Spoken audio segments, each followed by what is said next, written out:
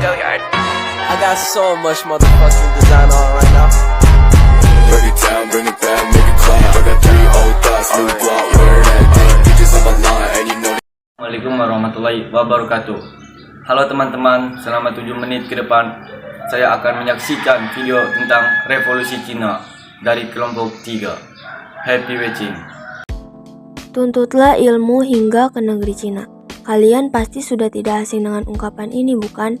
Artinya kira-kira cari dan tuntutlah ilmu sejauh apapun ilmu itu berada.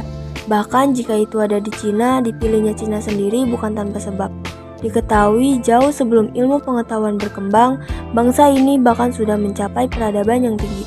Tapi tahukah kalian kalau Cina juga pernah mengalami masa kelam sehingga memunculkan apa yang disebut revolusi Cina? Revolusi sendiri bisa diartikan sebagai perubahan sosial dan kebudayaan yang berlangsung secara cepat dan menyangkut pokok-pokok kehidupan masyarakat.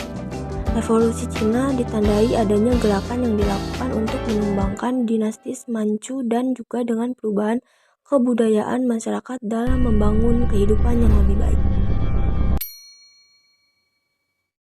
Latar belakang terjadinya revolusi Cina. Dominasi Inggris. Inggris adalah negara barat pertama yang membuka jalan masuknya pengaruh barat di Cina. Sejak tahun 1800, Inggris menyeludupkan candu ke Cina dan sejak itulah perdagangan candu meluas di Cina. Inggris mendapat keuntungan yang besar dan rakyat Cina menjadi korban.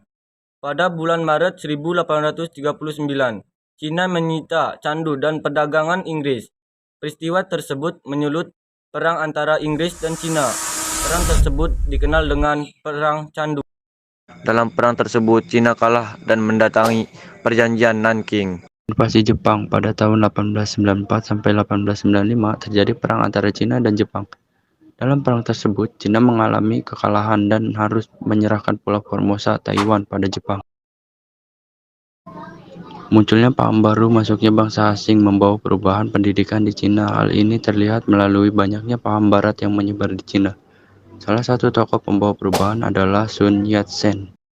Salah satu tokoh yang terkenal dari revolusi Cina adalah Sun Yat-sen.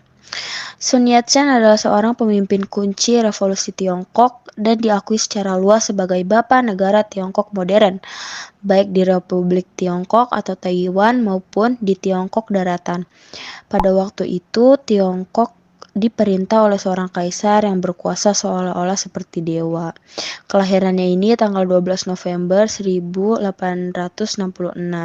Meninggalnya pada 12 Maret 1925, Beijing, Tiongkok. Organisasi yang didirikannya itu ada Partai Nasionalis Tiongkok, Sun Yat-sen University, Tongmenghui, dan lain-lain. Kedua tokoh revolusi Cina adalah Yuan Shikai. Yuan Shikai adalah seorang politikus dan militeris penting dalam sejarah modern Republik Tiongkok. Ia terpilih menjadi presiden resmi Republik Tiongkok sejak 1911 sampai 1949. Pria kelahiran 16 September ini lahir di desa Yuanzhai, Provinsi Henan. Ketertarikan dengan dunia militer dan bela diri sudah tampak sejak usia muda.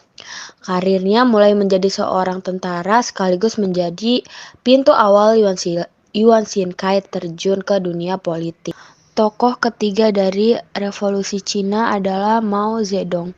Mao Zedong juga dikenal sebagai Ketua Mao, adalah seorang revolusioner komunis Tiongkok yang merupakan pendiri Republik Rakyat Tiongkok yang ia pimpin sebagai Ketua Partai Komunis Tiongkok sejak berdirinya RRT pada tahun 1949 hingga kematiannya pada tahun 1976.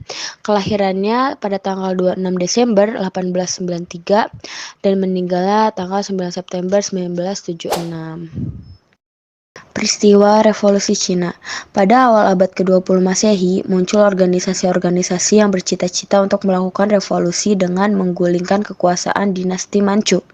Salah satu tokoh revolusi yang berperan vital dalam revolusi Cina adalah Sun Yat-sen. Sun Yat-sen memiliki sebuah ajaran bernama San Minchu. Ajaran San Minchu berisi nasionalisme, demokrasi, dan sosialisme. Dalam ajarannya, Sun Yat-sen mencita-citakan terbentuknya Republik Cina yang diperintah dengan demokratis. Revolusi Cina diawali dengan pemberontakan oleh kaum revolusioner pada 10 Oktober 1911.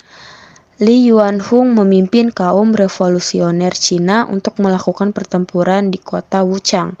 Pada 12 Oktober 1911, pasukan revolusioner mampu merebut dan menduduki 18 provinsi Cina.